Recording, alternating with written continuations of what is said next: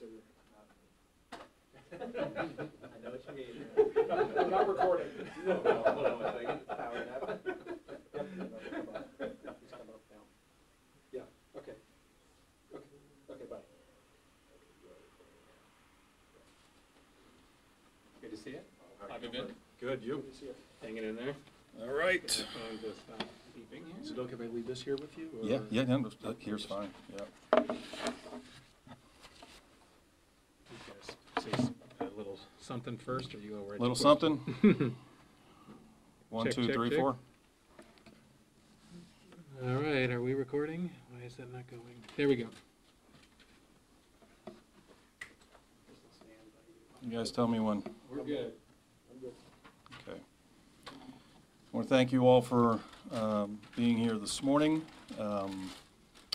Early this morning at 2:43 a.m., our dispatch center received at least 2 911 calls from a residence in the 500 block of Ritchie Avenue. The callers indicated that there was an altercation inside the residence, and one of the individuals, the principal person in the conflict, was armed with a handgun. Call takers could hear a person in the background say that they were in possession of a firearm.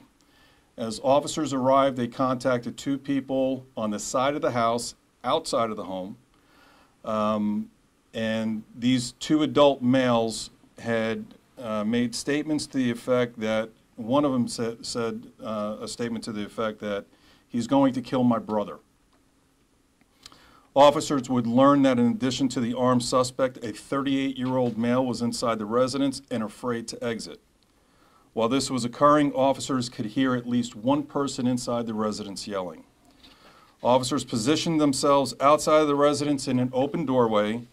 They immediately made voice contact with a person later identified as a 21-year-old male suspect who had been visiting the residence and who the officers would later observe to be actually in possession of a firearm. Through their contact with this individual, officers directed the suspect to put down the firearm, show his hands, and exit the home. The suspect refused the multiple attempts of the officers to get him to exit safely. The suspect appeared in an interior doorway in view of the officers and appeared to be holding a handgun. He did this more than one time. The final time he did so, it appears the suspect pointed the firearm at the officers, refusing the officers' commands to drop the weapon.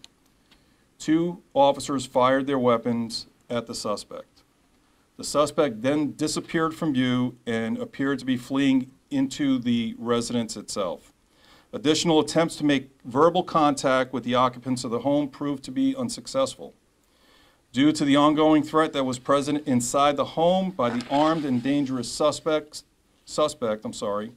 officers sealed off the home, and the Akron Police Department SWAT and hostage negotiation teams were summoned. SWAT and H&T officers arrived on scene and assumed control over the incident. Additional attempts to make contact with the occupants of the residence failed. A robot was deployed inside the home, and 2 adult males were located inside the home and appeared to be deceased. With the assistance of Akron Fire Department medics, entry was made into the home, and the bodies of a 21-year-old suspect and a 38-year-old male were located. We have requested the assistance of the Bureau of Criminal Investigation to assist our detectives with this investigation. A separate review will be conducted by the Akron Police Department's Office of Professional Standards. At the conclusion of the investigation, the case will be turned over to the Ohio Attorney General's Office for presentation to a grand jury. Additionally, the Akron Independent Police Auditor will review the case. We are in the preliminary stages of our investigation and would be premature to share any further details of this event at this time. Per city ordinance, initial body camera footage will be released to the public within 7 days. Per department policy, both officers have been placed on paid administrative leave pending the outcome of the investigation. Both involved officers have been with the APD for a little over 2 years. I want to offer my condolences to the deceased family and friends and those who love them. We take our duties very seriously, We are going to get to the bottom of what happened. I want to reassure the public that once we conclude with this investigation, the entire case will be shared with the public. Until then, I'm going to ask for patience as we conduct this investigation. And I'll answer any questions you may have. Were there any shots fired after the officers fired their shots? They were there. Did they hear anything? There is evidence inside the home that is leading us to believe that very thing, yes.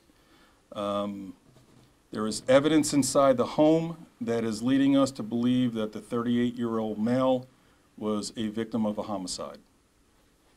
So he was shot prior to the officer shooting the 38-year-old? We don't know that yet. Okay. Yeah, we don't know that yet. So do you know if your officer's shots killed the 21-year-old? We don't know that yet either.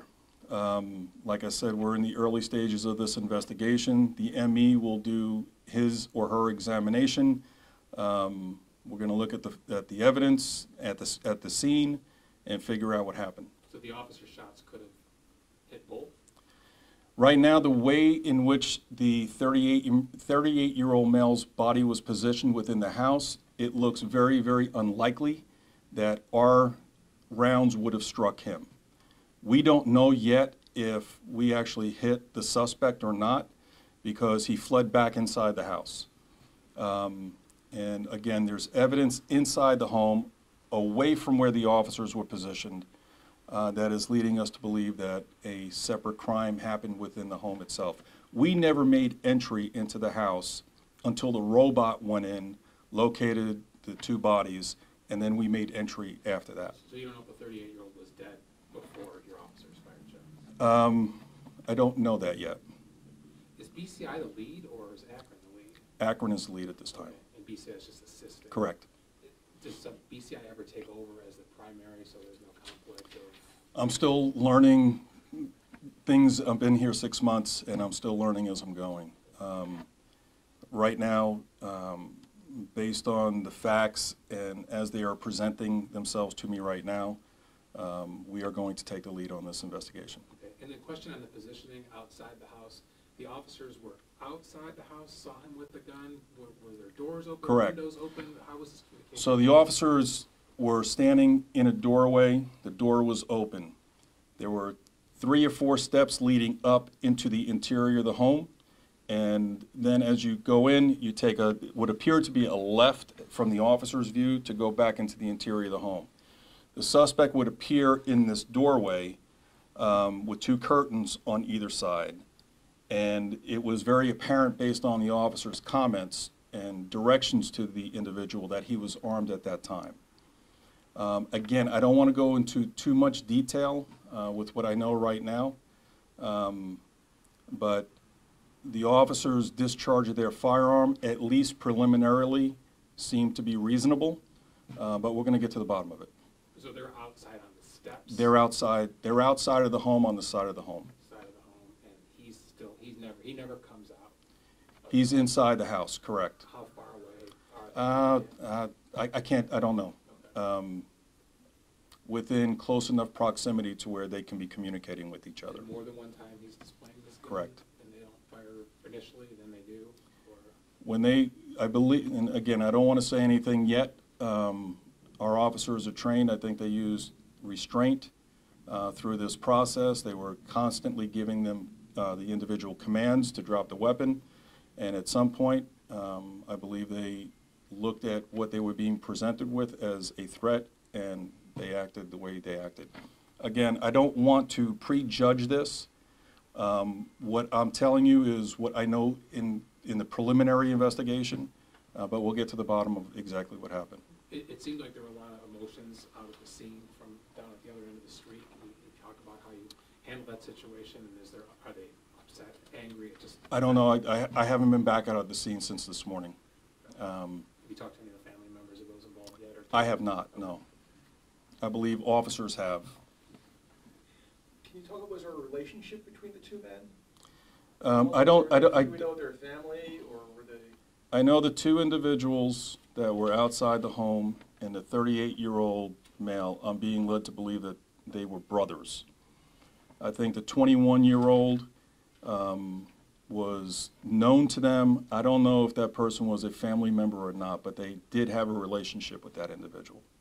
Have you any idea what led up to the altercation initially before you arrived? What was the Yeah, finding of the I gun? don't know, as I'm, answering this question, I don't know exactly what happened yet. So we don't know if there was like a house invasion, 21-year-old burst in? Or... No, I don't believe that was the case. I think that they were inside the home. Conflict occurred.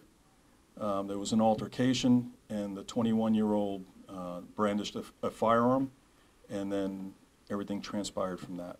I want to make sure when you say firearm, we're talking about a handgun, correct? Correct. You talk about the difficult position the officers are in, and that this could have ended with them being shot too, it appears. It's a tragic event. Anytime there's a loss of human life in our city, it is something that, it's a tragic event. This was very avoidable.